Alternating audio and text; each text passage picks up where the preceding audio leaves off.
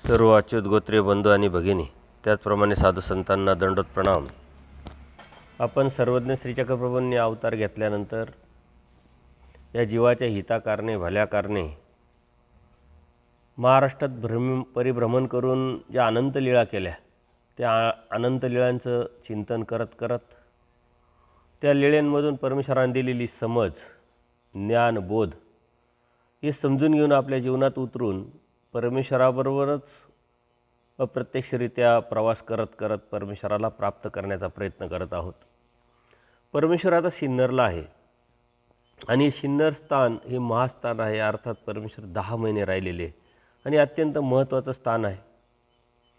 या स्थानावरून परमेश्वराने राजाला नाकारलेलं आहे. अर्थात एका जीवाला नाकारलं, दर्शन दिलं नाही. जो महाराष्ट्राचा राजा आहे त्याला न दर्शन देताच परमेश्वराने त्याला पुढं पाठवलेलं आहे. आणि एक जीव जो आहे का जो त्याचं कोणत्या प्रकारचं अस्तित्व नाही, अनंत धांडाळे त्यांच्यामध्ये आहे, दोष आहे, विकर्मामध्ये रमलेले आहे, असे जीव नागदेव आचार्य यांना मात्र देवाने स्वीकारलेला आहे. ही देवाची प्रवृत्ती आहे आणि म्हणून जीवाची थोरवी परमेश्वर जाणतात. वास्तविक जर आपण तुलना केली तर राजा आणि आचार्यांची बराबरी होत नाही. तो महाराष्ट्राचा राजा आणि हे प्रतिशोध घेऊन असंगाला जाऊन विकर्म करत आहे. परंतु पूर्वकर्माची जोड, कणव आणि परमेश्वराची प्रवृत्ती, निर्णय क्षमता, प्रयत्न आणि सातत्य या साऱ्या गोष्टी जेव्हा जुळून येतात, त्या जीवानी जुळून आणायच्या राहतात, त्यावेळेस मात्र परमेश्वर भेटत असतो. आचार्यांचं तसंच झालं आहे. आचार्यांचे पूर्वश्रमीचे जे गुरु आहे दादोस, ते अप्रत्यक्षरित्या आचार्यांना देवाकडे जाऊ नये याचा प्रयत्न करतात. परंतु आचार्यांची निर्णय क्षमता अत्यंत तीक्ष्ण आहे, तल्लक आहे. वेळ काळ परिस्थिती पाहून निर्णय घेण्याची जी वृत्ती आहे त्यातून आचार्य घडले, मडले आणि परमेश्वराला प्राप्त करू शकले. आपल्याला तेच करावं लागणार आहे.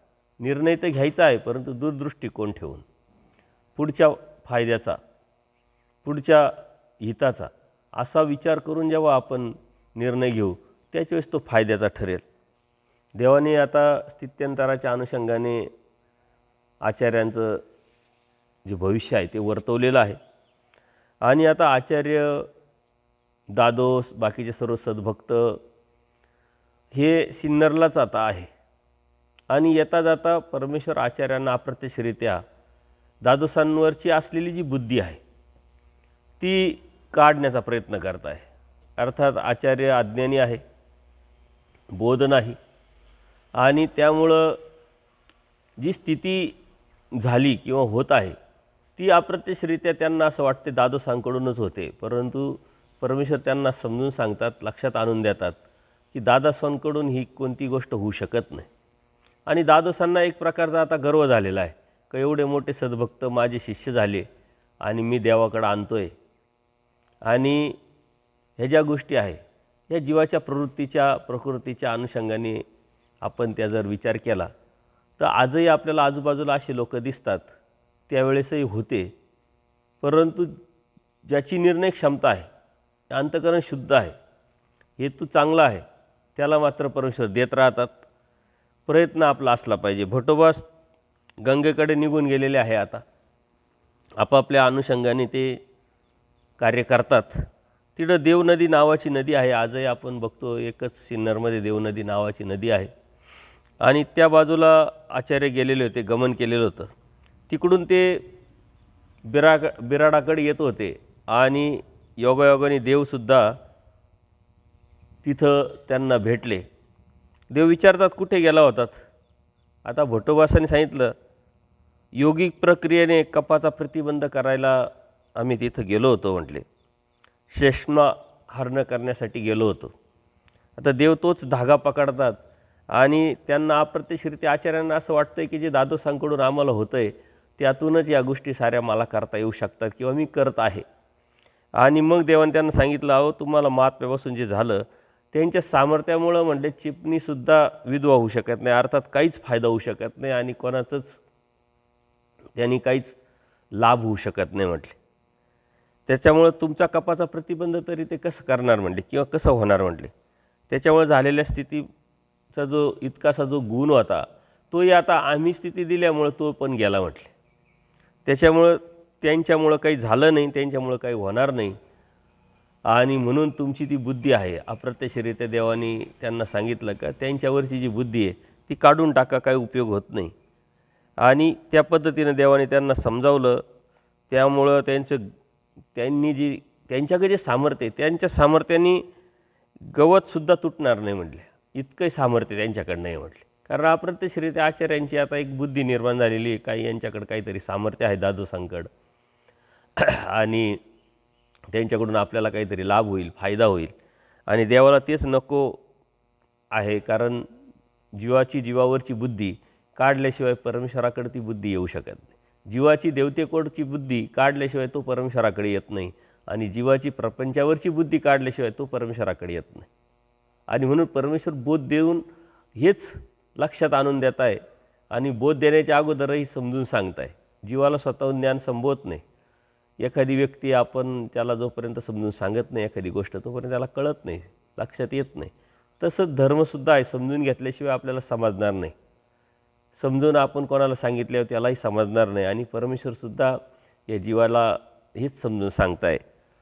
सामान्य प्रकारचं सुद्धा त्यांच्याकडून भलं होत नाही, त्याच्यामुळं तो स्वच्छ असमर्थ आहे म्हणजे त्यांच्याकडे काहीच नाही आहे. त्याच्यामुळे तुम्हाला काय लाभ होणार, त्यामुळे क्षुल्लक काहीच नाही भेटणार. म्हणून पुन्हा सर्वज्ञ त्यांना सांगतात त्यांच्याजवळ झालेली जी स्थिती आहे ती आम्हीच संचरली होती. त्यांना असं वाटतं आहे की ती आमच्याकडून झाली, तुम्हाला असं वाटतं आहे की ती त्यांच्याकडून झाली, परंतु वास्तविक सत्य तसं नाही आहे. आणि हे सारं चर्चा करत असताना, परमेश्वर आचार्यांना समजून सांगत असताना दादोस बाजूलाच उभे आहे आणि ते ऐकताय. आणि त्यांना जो गर्व झालेला होता दादोसांना, तो एक झालेला होता का माझ्याकडून आचार्यांना काहीतरी होतं आहे आणि त्याच्यामुळंच ही सारी सद्भक्त मंडळी देवाच्या दर्शनाला आलेली आहे. हे देव आचार्यांना समजावत आहे, पण अप्रत्यक्षरित्या दादोसांच्या कानावर ते पडतं आहे. आणि देवाची ती आगाध लीळा आहे की एकाच वेळेस दोघांनाही समज द्यायची, जाणीव करून द्यायची आहे. आणि मग दादोसांचा जो गर्व होता तो पण गेला, जो भ्रम होता तो पण निघून गेला. हे ऐकून भटोबास संध्यात पडले की नेमकं काय करावं. मग नमस्कार करून दंडोत घालून ते बिराडावर गेले. ते विचार करताय, देव सांगताय ते बरोबर आहे, मला अनुभव आलेला आहे, तो कोणता तरी वेगळा आहे. अशा पद्धतीनं थोड्याशा संभ्रमावस्थेत आचार्य आलेले आहे. आणि मग ते बिराडावर येऊन विचार करत बसतात. पण परमेश्वराचा आता हेतू आणि भटोबासांवरती आता बोध देण्याची जी प्रवृत्ती आहे तो हेतू मात्र परमेश्वराने काढलेला नाही. आणि त्या माध्यमातूनच आचार्यांना छोटं छोटं थोडं थोडं हे ज्ञान, ही समज परमेश्वर देत आहे. आपल्यालासुद्धा लगेच आलो, लगेच समजलं, लगेच ऐकलं, लगेच बोध झाला असं होत नाही. दर्शनीय, नंतर वेद, नंतर बोध, वेदातून बोध, बोधातून वेद. परमेश्वर बरीच प्रक्रिया करतात. ह्या जीवावरती केलेली प्रक्रिया परमेश्वराने अनेक दृष्टांतातून सांगितलेली आहे. खारल्या वस्त्राच्या दृष्टांतातून, फुटाणेकाराच्या दृष्टांतातून. ती प्रक्रिया करावं लागते. आपल्यालासुद्धा कोणत्या काहीतरी गोष्टीवर जर प्रक्रिया केली तर त्यातून काहीतरी चांगलं निघत असतं. पण परमेश्वराची प्रक्रिया सामर्थ्याच्या माध्यमातून आपल्याला नकळत ती घडत असते. आणि आपल्यातला जो बी आंतरिक बदल आहे तोही आपल्याला नंतर लक्षात येतं. आपल्याला कधीतरी एखादी अशी व्यक्ती सापडते की पूर्वी त्याला आपण पाहिलेला असतो, त्याला व्यसन असतात, बरेच चुकीच्या सवयी असतात, अनेक असंत कर्म तो करत असतो. परंतु नंतरमध्ये त्याच्यामध्ये आंतरिक बदल होऊन, बाह्य बदल होऊन त्या धर्माला लागतो, बोध होतो, अत्यंत धार्मिकतेने तो धार्मिकता करायला लागतो आणि पुढे जाऊन तो अनुसरतोसुद्धा. ह्या ज्या गोष्टी आहे, जी प्रक्रिया आहे ही परमेश्वराकडून होत असते आणि परमेश्वर करत असतो ह्या जीवाच्या हितासाठी, भल्यासाठी. तशीच आपल्यावरसुद्धा प्रक्रिया केलेली आहे. आपण जर आत्मचिंतन केलं की पाठीमागची, नंतर पूर्वीची आपली विचारधारा, वृत्ती, प्रवृत्ती त्यात बदल झालेला आहे. परंतु त्या बदलाच्या पाठीमागं आपलाही प्रयत्न असला पाहिजे, आपली इच्छा असली पाहिजे, आपली वासना असली पाहिजे. आपलाही प्रयत्न जर असला तर प्रयत्न करीत दैवास तर परमेश्वराचं साह्य होतं आणि त्यातून आपण बदलत असतो. परमेश्वर या जीवाच्या माध्यमातून आपल्यालाही सांगतात की मी तुमच्यावरसुद्धा कशी प्रक्रिया केलेली, कशा पद्धतीने मी तुम्हाला समजून सांगितलं. कोणाच्या तरी माध्यमातून. आपण आता एवढे भाग्यवान नाही आहे की परमेश्वराच्या श्रीमुखीच आपल्याला या गोष्टी कळाल्या असतील, समजल्या असतील, बोध झाला असेल. बोध आणि बोधशक्ती जरी परमेश्वर देत असला तरी कोणाला तरी परमेश्वर निमित्त करतात. जशी त्याची योग असेल, जसं जसं त्याचं कणव असेल, जोड असेल, त्या पद्धतीनं साजात्य पात्राचा योग आणून परमेश्वर आपल्याला या गोष्टी सांगत असतात. त्या पद्धतीने एके दिवशी असाच सकाळचा पूजा अवसर झालेला आहे. सर्वज्ञांनी गावाच्या पश्चिमेला असणाऱ्या कालव्याकडे विहारण्यासाठी गमन केलं. आजी पट्टी शाळा आहे, त्या पट्टी शाळेकडे देवानी गमन केलेलं आहे. पट्टी शाळेचं स्थान आहे, तिथं बाईसांनी आसन केलेलं आहे. सर्वज्ञ उभे राहिले, आसनावर फुटा शेला ठेवला आणि मग सर्वज्ञांच्या अचानक मनात येतं एकमेकांना शिवण्याचा खेळ खेळू लागले. आणि यल्लमभट आहे, दादोस आहे, भोटोबास आहे, असे सर्वच खेळू लागले. तिथं नाला असतो, त्या नाल्याच्या पलीकडं अलीकडं उड्या मारणं, एकामेकावरती पाणी उडवणं, अशा पद्धतीनं देव खेळ खेळायला लागले. आणि डखले आम्हाला शिवणार म्हणजे डखले आम्हाला पकडणार, शिवाशिवायचा खेळ आपण खेळत असतो. अशा पद्धतीनं डखले देवाला पकडायला लागतात, पण देव काही हाती येत नाही. कालव्यापासून उडी मारून पलीकडे जायचे, डखले कालव्यावरून उडी मारायचे, परंतु परमेश्वर लगेच अलीकडे यायचे. आता डखले उड्या मारताय, परंतु देव तर एक क्षणात इकडून तिकडं तिकडून इकडं. आणि ते सर्वज्ञ त्यांना श्रीकारांनी बाजूला ढकललं. कालव्यावरून उडी मारू द्यायचे नाहीत ते. देव मात्र उडी मारायचे आणि त्यांनी उडी मारायला लागल्यावर त्याला धक्का द्यायचे, असे तो पडायचा. तो सर्वांनी पलीकडे ढकललं, त्यामुळे पाण्यात ते पडले, पाणी उसळलं. त्याच वेळेस सर्वज्ञांनी कालव्यावरून पलीकडे उडी मारली. डखल्यांनी मारलेल्या उडीमुळे उसळलेल्या पाण्यात संपूर्ण श्रीमूर्ती ओली झाली, कारण ढकलल्यामुळं पाण्यात डखले पडला आणि ते पाणी श्रीमूर्तीवरती उडालं. हे दादोस म्हणाले, अरे डखल्या, ज्यामुळे नरकाला जाशील असं काय करतो म्हटले. अर्थात परमेश्वराची प्रवृत्ती आहे, परमेश्वर करताय, त्यामुळं तो काही दोष लागत नाही. परंतु दादोसांची ती प्रवृत्तीच आहे पहिल्यापासून, आणि अनेक आता लेण्यांमधून दादोसांची प्रवृत्ती आपल्याला समोर येईल. आणि दादोसांची प्रवृत्ती तिचा विचार न करता ही जीवाची प्रवृत्ती आहे. असे जीव आहे लीळाचरित्रामध्ये, जेवढे जीव आहे तेवढे व्यक्ती, जेवढ्या प्रवृत्ती आहे तेवढ्या वृत्ती आपल्याला समजतात, आणि त्याच्यासाठीच आपण त्याकडं लक्ष दिलं पाहिजे. आपल्या आजूबाजूला अशा वृत्तीचे, अशा प्रवृत्तीचे लोक असतात. तो त्यांना सांगतो की अरे तू नरकात जाशील अशा क्रियेमुळं आणि अशा खेळण्यामुळं, तू काही करू नको. जो खेळ खेळतात त्यामुळे तुम्ही नरकाला जाल. गोसावी ईश्वर आहेत, ईश्वराची कसले खेळ म्हटले. आता जे दादूस आहे त्यांना बोध नाही आहे, ते काहीतरी दृष्टपर विद्या व्हावी, विद्या होईल, मग लोकही माझी अशी पूजा करतील, अशा अपेक्षेने आलेले. परंतु तरीही ते अप्रतिश्रय सांगतात देव ईश्वर आहे आणि ईश्वराबरोबर तू खेळू नको. जर खेळला तर तुला नरक होईल. आणि ईश्वराला कशाचा खेळ आला आहे, तो काही ती काही खेळ खेळतात. डखला म्हणाला, दादो तुम्ही गप्प बसा म्हटले, तुम्हाला काही कळत नाही, राहत नाही. त्या हास्यविनोदाने ईश्वराबरोबर खेळत आहोत, त्या हास्यविनोदात आम्ही नरकाला जाऊ म्हटले. तुम्ही गप्प बसा म्हटले, आम्ही हास्य करतोय, खेळतोय. अशा खेळल्या खेळता जर आम्हाला नरक जरी भेटलं तरी आम्ही नरकात जाऊ म्हटले. त्याच्यात काही त्रास नाही किंवा त्याच्यात काही दुःख नाही म्हटले आम्हाला, कारण आम्हाला देवाबरोबर खेळायला भेटतं, हेच आमचं भाग्य आहे. आम्ही कशाला नरकात जाऊ म्हटले, आणि देवाबरोबर आम्ही खेळतोय आणि देव आमच्याबरोबर खेळत आहे, देवाचीच प्रवृत्ती आहे, तर देव आम्हाला कशाला नरकात पाठवतील. हे डखलीची प्रवृत्ती आहे, ही निष्ठा आहे. त्याच्यामुळं ते सांगतात त्यांच्याशी खेळ खेळ, त्यांच्यामुळं आमचं नरक चुकतील, उलट आमचे कर्म चुकतील, कर्माचा नाश होईल आणि आम्हाला आनंद भेटेल. असं डखले दादोसांना आणि अप्रत्यक्षरित्या सर्वांना आणि अप्रत्यक्षरित्या आपल्यालाही परमेश्वर या माध्यमातून सांगताय की देवाबरोबर खेळ खेळण्याची तर आपली योग्यता नाही, पात्रता नाही, परंतु ह्या दैवराटीत राहत असताना याचं चिंतन केलं, हे स्मरण केलं आणि त्यातून जर आपण अप्राप्तीचं दुःख करून आपला कर्मनाश केला तर प्रत्यक्ष भविष्यात परमेश्वराच्या सन्निधानात आपण जाऊन आपलंसुद्धा असे नरक चुकवणारा आणि कर्मनाशाचा खेळ परमेश्वर आपल्याबरोबर करू शकतात. ही आस, ही वासना, ही महत्त्वाकांक्षा आपण ठेवली पाहिजे. हे स्वप्न आपण पाहिलं पाहिजे. आपण भौतिक जगामध्ये स्वप्न पाहतो, महत्त्वाकांक्षा, वासना ठेवतो. तसं परमेश्वराच्या या दैवराटीत आल्यानंतर, बोध झाल्यानंतर परमेश्वराबरोबर जे खेळणारे जे भक्त आहेत ते भाग्यवान आहेच, परंतु अप्राप्तीचं दुःख करून ह्या लीळेच्या माध्यमातून आपण आस केली पाहिजे, वासना केली पाहिजे. आणि म्हणून मग याला कशाला काय रागावतात, कशाला रागावता, असं जीवधरणाचं कार्य आम्हालाच करायला आवडतं असं परमेश्वरसुद्धा सांगतात. आणि अप्रत्यक्षरित्या डकलेंनी जे व्यक्त केलेलं आहे ते बरोबरच आहे हे परमेश्वर त्यांना सांगतात. दादोसावरसुद्धा ते रागावले आणि कालव्यावरून उडी मारताना अलीकडे काठावर खून केली. त्या खुनेवरून उडी मारून पलीकडं काठावरून परतून त्या खुनेला विचारायचं म्हणजे शिवायचं असा खेळ नियम केला देवानी. आणि मग त्या खुनेच्या अलीकडूनच उडी मारायची आणि त्या बाजूला केलेली खून त्याच्या पलीकडं आपली उडी गेली पाहिजे.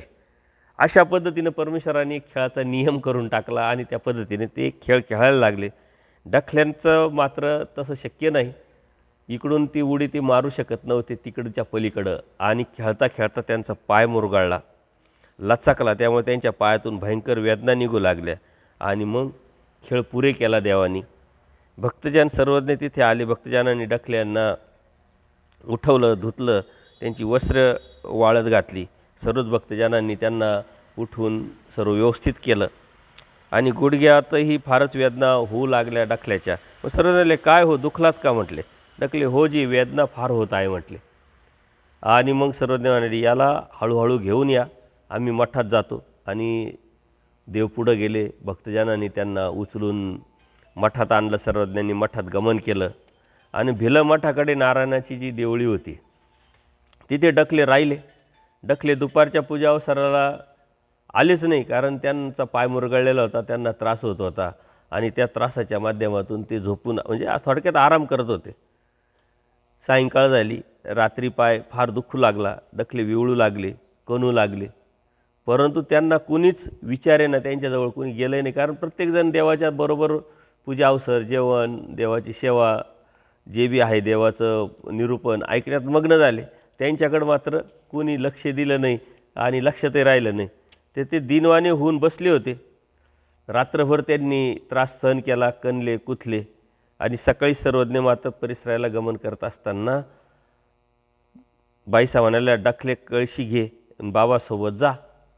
आता कोणाच्या लक्षातच नाही का डखल्यांना लागलेलं आहे, त्यांना त्रास होतो आहे, त्यांना उठता येत नाही आहे.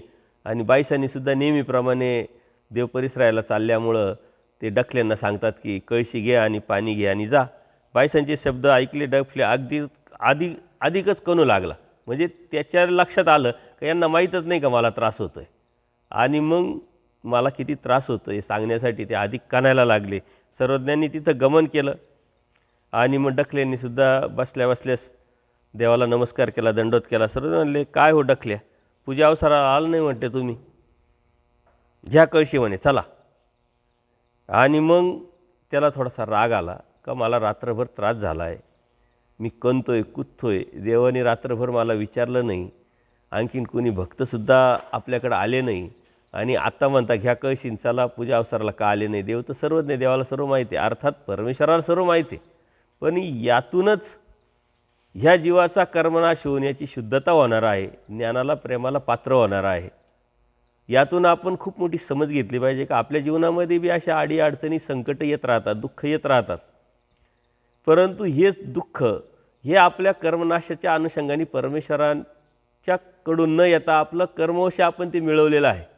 परंतु त्याच दुःखात परमेश्वराचं स्मरण, चिंतन करत करत आपण आर्तता करत जर आपण आयुष्य घालवलं आणि ते भोग आहे भोगून संपवलं, निमानवलं, तर नक्कीच परमेश्वराची प्रवृत्ती आपल्याकडे प्रसन्नतेची निर्माण होऊ शकते. देवाला सर्व माहीत असूनही देव असं का करतात, तर त्या जीवाच्या हितासाठी, भल्यासाठी. आणि जीवाला अज्ञान असल्यामुळं जीव रुसतो, फुगतो. मी एवढी धार्मिकता करतो, एवढी पूजा करतो, एवढी क्रिया करतो, तरी माझ्यावर असे संकट का यावेत, का मला त्रास व्हावा, अशा पद्धतीने आपणही तक्रार करत राहतो. हे आपलं अज्ञान आहे. तसं डखल्यानीसुद्धा देवाला सांगितलं, देवा, आम्ही तुमच्यावरती रुसलो आहे म्हटले. सर्व म्हणले, का रुसले. जी 4 प्रहर पाय दुखत होता म्हटले आमचा, मला रात्रभर झोप नाही. गोसाव्यांनी माझी विचारपूसही केली नाही, चौकशीसाठी कोणाला पाठवलं नाही, म्हणून गोसाव्यांवरती आम्ही रुसलो आहे म्हटले. हे प्रेमाचं आहे. हे लटकं जरी प्रेम असलं तरी परमेश्वरावरच्या प्रेमाचं ते प्रतीक आहे. तो रुसलेला आहे, देवाला त्यांनी सांगितलेलं आहे.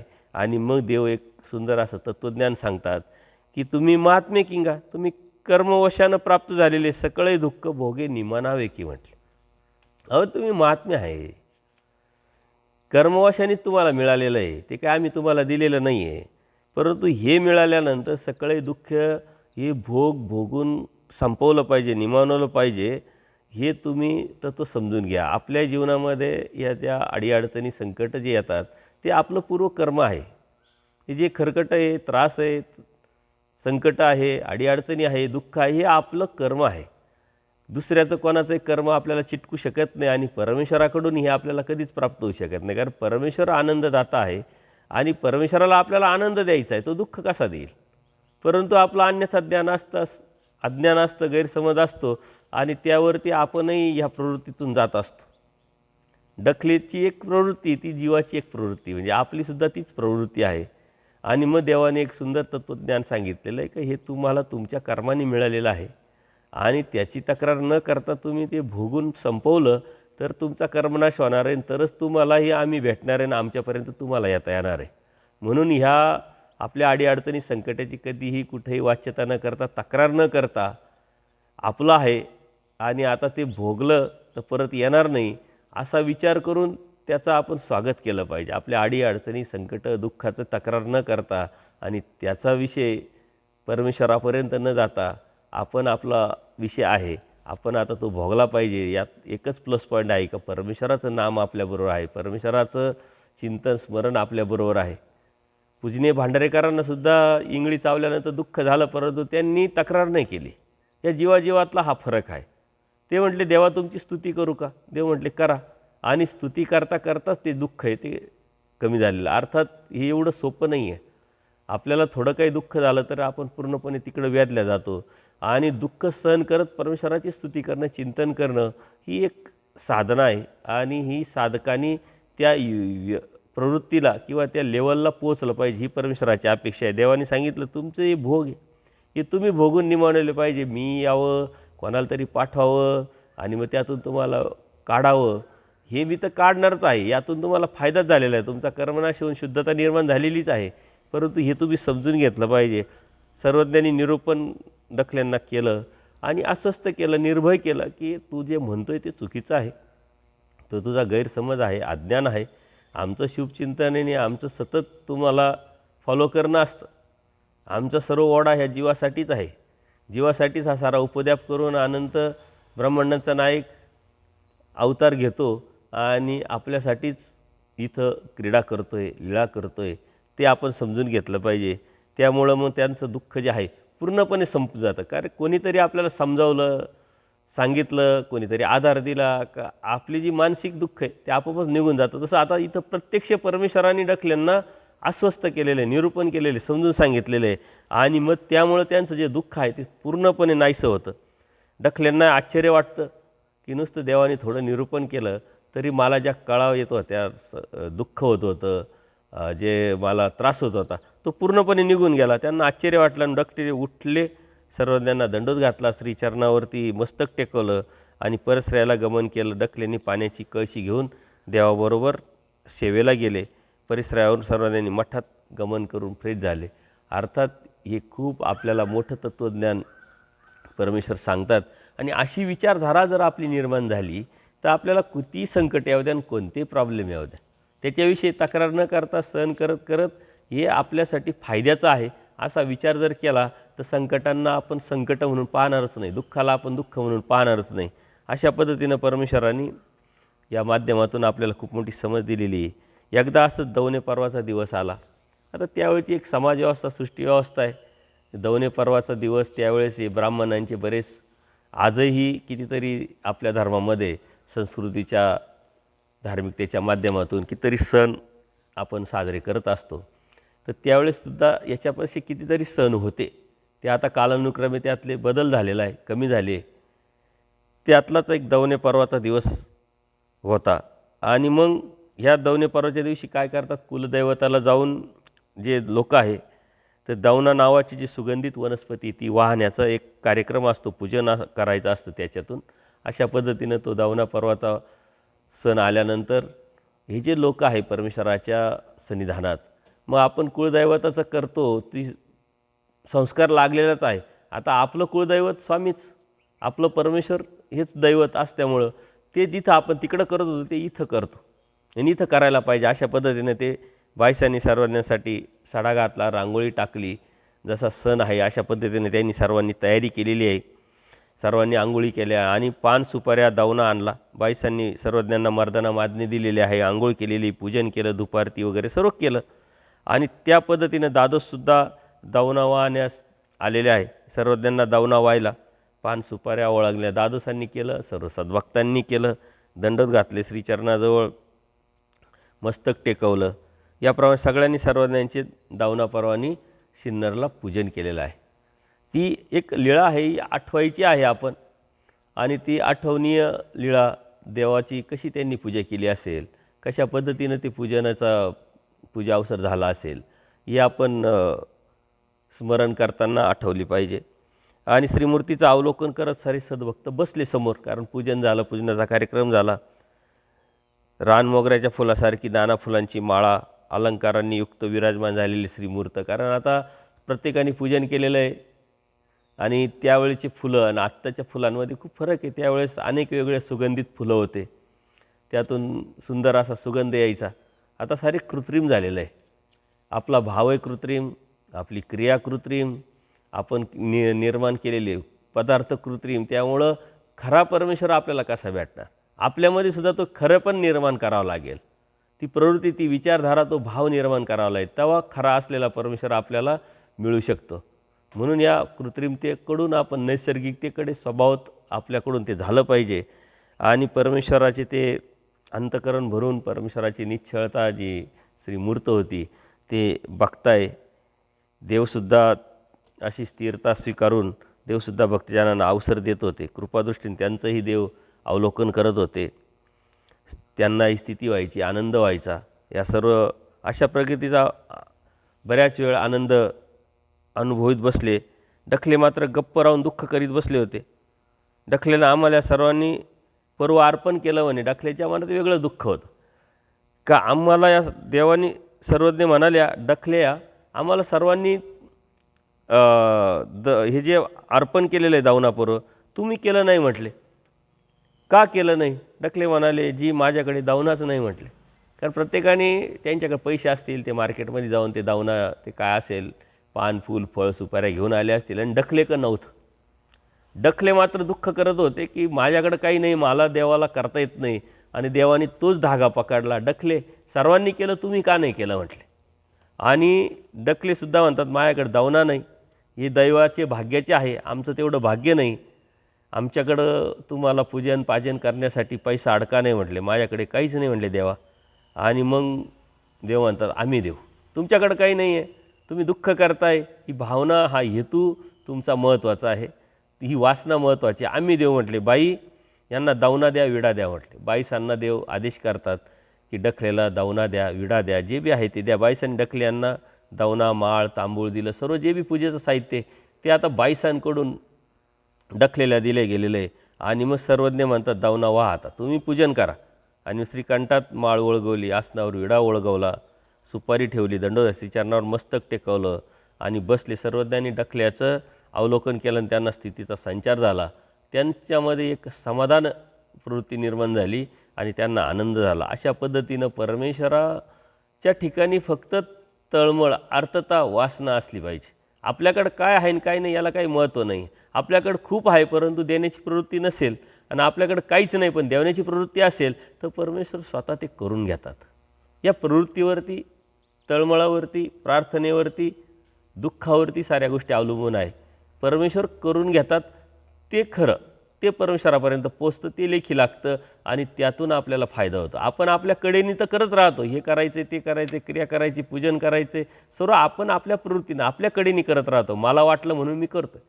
परमेश्वराला वाटलं पाहिजे की याच्याकडून आता हे करून घ्यायचं आहे, आणि त्याच्यासाठी लागते फक्त आर्तता, त्याच्यासाठी लागते फक्त प्रार्थना, त्याच्यासाठी लागते फक्त चतुर्विध दुःख आणि अप्राप्तीचं दुःख. ही वासना देव ठेवून आपण तळमळ करत राहिलो तर परमेश्वर आपल्याकडून कळत न कळत कोणाकडून कुठून कोणत्या वेळी काय करून घेतील हे आपल्यालाही कळणार नाही. आणि त्यातूनच आपली योग्यता निर्माण होऊन आपल्यामध्ये परमेश्वर व्हावा, परमेश्वर भेटावा ही तळमळ निर्माण होते. इतकं मात्र नक्की की कधी केव्हा कुठं करून घेतलं हे माहीत नाही आपल्याला, परंतु आपल्यात झालेला जो बदल आहे त्या बदलातून आपण चिंतन करू शकतो किंवा ओळखू शकतो, एक जाणीव करून ठेवू शकतो का देवाने कृपा केलेली आहे आणि कुठंतरी केव्हा तरी कोणाच्या तरी माध्यमातून आपल्याकडून हे देवाने स्वीकारलेलं आहे. कारण बदल हा स्वीकाराच्या नंतरचं तत्त्व आहे. एखादी व्यक्ती करते खूप, परंतु जर स्वीकारात पडत नसेल तर त्याच्यात बदलच होत नाही. आणि एखाद्या व्यक्तीनं जर केलेली क्रिया जर स्वीकारात पडली तर त्याच्यामध्ये अंतर्बाह्य बदल होत असतो. हा बदल जीवाकडून होण्याची अपेक्षा जरी असली तरी परमेश्वराच्या स्वीकाराच्या नंतर तो बदल आहे तो होत असतो. आणि मग तोच बदल तोची व्हावा, तोची भेटावा, अनुसरावा, अनुसरणाचे अडथळे दूर व्हावेत. मला आता देव पाहिजे, सकळे संपत्ती असंपत्ती, जीवाची फक्त परमेश्वर संपत्ती याची जाणीव होऊन फक्त आणि फक्त देव आवडायला लागतो. जेव्हा देव आवडायला आपल्याला लागतो तेव्हा मात्र आपल्याला देव भेटत असतो. सर्वज्ञ श्री चक्रधर स्वामी की जय. दंडवत हो.